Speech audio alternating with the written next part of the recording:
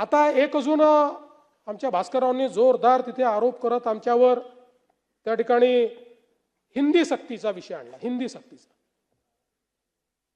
आता या संदर्भात वस्तुस्थिती मांडली गेली पाहिजे. काय आहे ती? 21 सप्टेंबर 2000 म्हणजे जेव्हा न्यू एज्युकेशन पॉलिसी आली, न्यू एज्युकेशन पॉलिसी आल्यानंतर त्यावेळेस माननीय उद्धवसाहेब ठाकरे हे राज्याचे मुख्यमंत्री होते.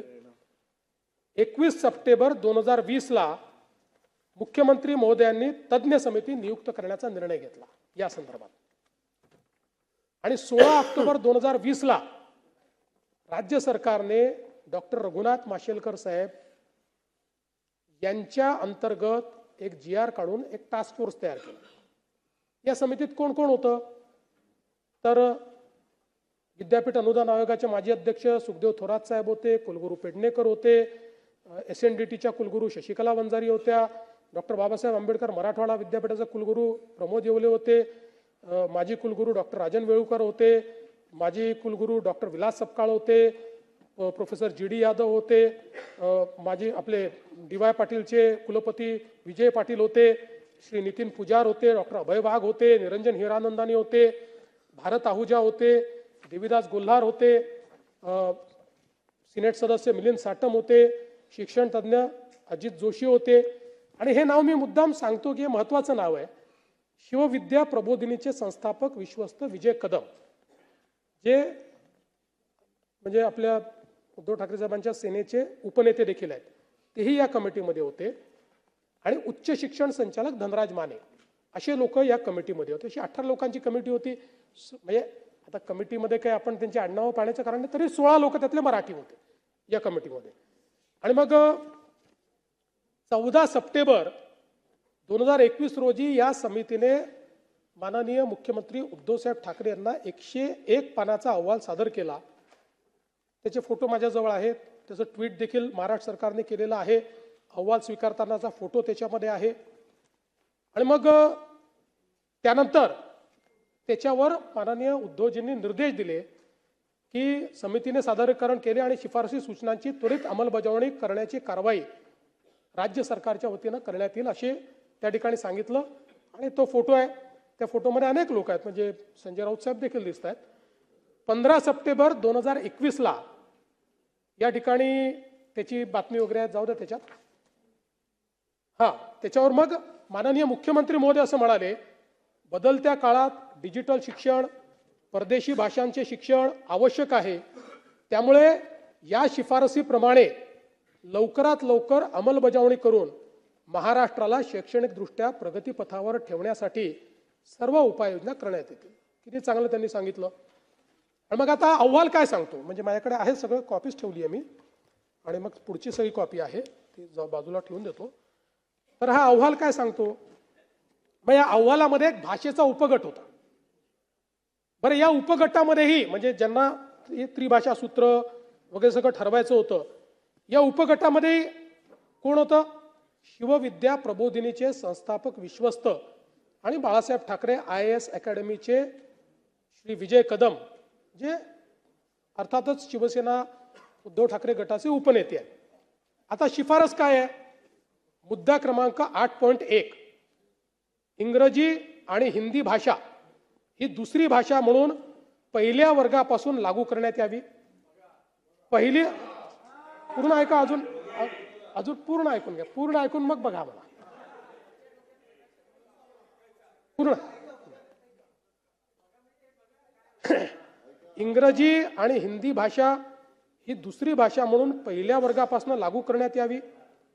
1ली ते 12वी असे 12 वर्ष विद्यार्थी इंग्रजी शिकतील तर त्याला इंग्रजी भाषेची जाण येईल आणि आवश्यक पुस्तके वाचता येतील.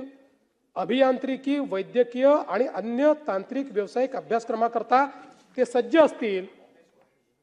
उच्च शिक्षण संस्थांमधून मराठीतून शिकवण्याला प्राधान्य द्यावेच लागेल, पण त्याचवेळी इंग्रजी आणि हिंदी ही दुसरी भाषा पहिल्या वर्गापासून ते 12वी पर्यंत सक्तीची करण्यात यावी. पूर्ण एक एक अरे मी आहे ना बाबा, थांबा ना. कृपया कृपया सगळे शांतता ठेवा. ते डिस्टर्ब होणं साहजिक आहे. तुम्ही कशाला डिस्टर्ब होताय? ते आपले हा नाही नाही. तर त्यावेळी हा मग पुन्हा सांगतो, इंग्रजी व हिंदी ही दुसरी भाषा पहिल्या वर्गापासून 12वी पर्यंत सक्तीची करण्यात यावी. आवश्यकता भासत असेल तर महाविद्यालयीन शिक्षणाच्या 3 किंवा 4 वर्षाच्या पदवी अभ्यासक्रमामध्येही इंग्रजी आणि हिंदी सक्तीची करावी. आता अहवाल स्वीकारला की नाही स्वीकारला हा प्रश्न आहे की नाही? आता अहवाल होता, बरोबर आहे. 14 सप्टेंबर. आता मी जयंतरावांना विचारतो, सगळ्यात सिनियर असल्यामुळे. जयंतराव, अहवाल स्वीकारायचा असेल तर कोण स्वीकारेल? मंत्रिमंडळ ना, दुसरं तर कोणी नाही स्वीकारू शकत. 14 सप्टेंबर 2021 रोजी हा अहवाल सादर झाल्यानंतर तो 20 जानेवारी 2022 रोजी मंत्रिमंडळापुढे आला. आता त्याचं इतिवृत्त मी घेऊन आलोय.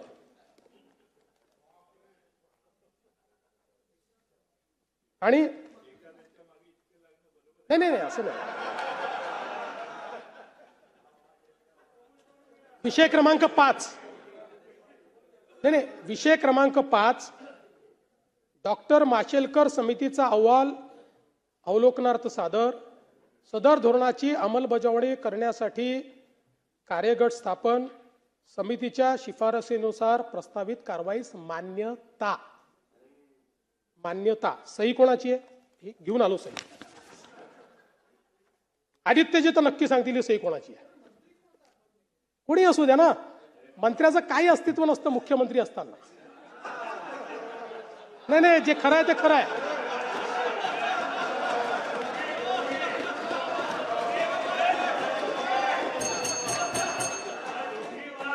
तुम्ही तुम्ही तुम्ही तुम्ही वेगळ्या पद्धतीने आनंदित होताय, पण मी सत्य तुम्हाला सांगतो की जेव्हा एखाद्या कॅबिनेटमध्ये मुख्यमंत्री असतात त्यावेळेस मुख्यमंत्रीच सर्वेसर्वा असतात, इतर कोणी नसतो.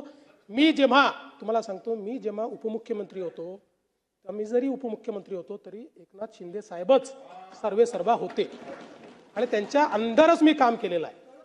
हा, तर पुन्हा एकदा त्यामुळे डिस्टर्ब होऊ नका. त्यामुळे ही सही कोणाची आहे? बरं ते सोडून द्या.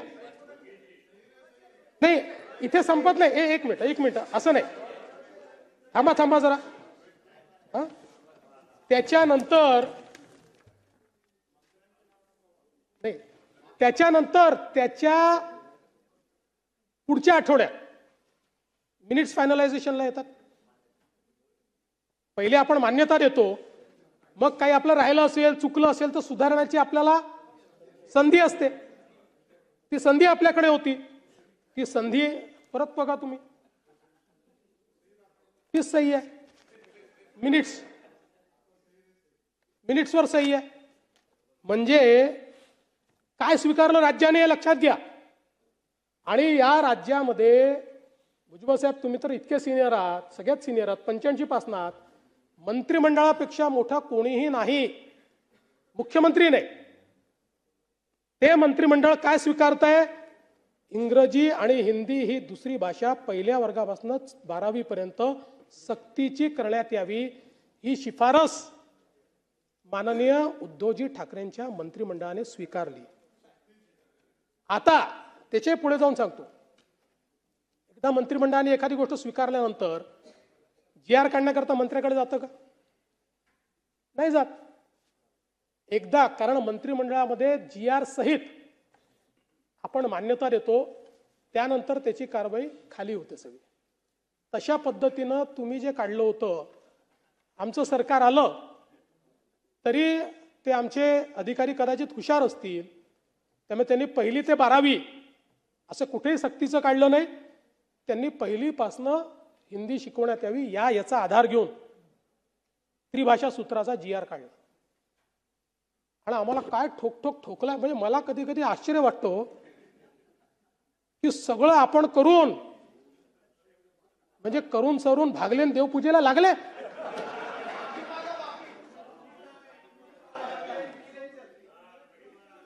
नाही नाही, ते करू ना आपण.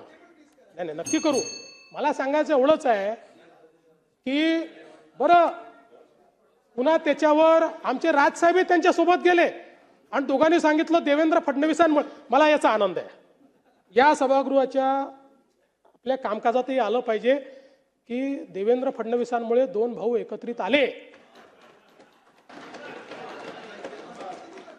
याचं क्रेडिट मला घ्यायचं आहे, मी त्याच्याबद्दल आनंदी आहे. पण सगळं करायचं तुम्ही आणि ठोक ठोकायचं आम्हाला.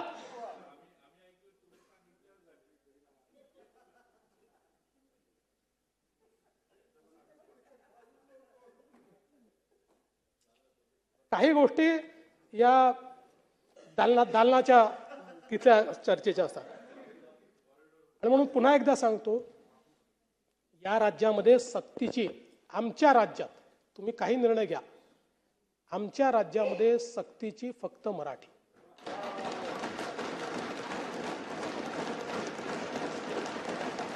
इतर ज्या भाषा शिकल्या पाहिजेत, इतर ज्या भाषा शिकल्या पाहिजेत त्या कुठल्या वर्गातनं घ्यायच्या, कशा घ्यायच्या.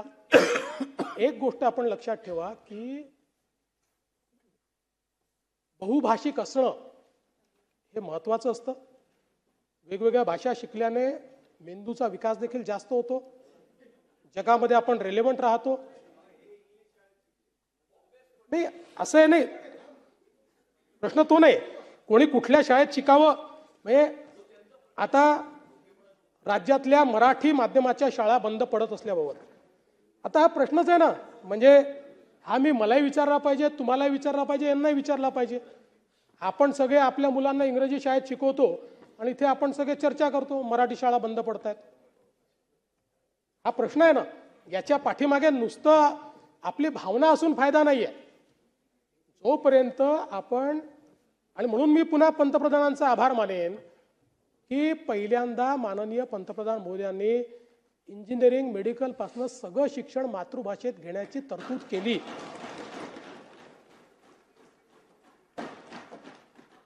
नाहीतर मग कशाला कोणी मराठी शिकेल, कशाला कोणी आपली मातृभाषा शिकेल. आणि म्हणून हे जे काही पुरे हे आकडे इतक्या कॉन्फिडेंटली येतात कुठून मला समजत नाही. 2000 मराठी शाळा बंद करणार, 65,000 मराठी शाळा बंद पडल्या. मी आकडेवारीच घेऊन आलोय. आता आपण जर बघितलं तर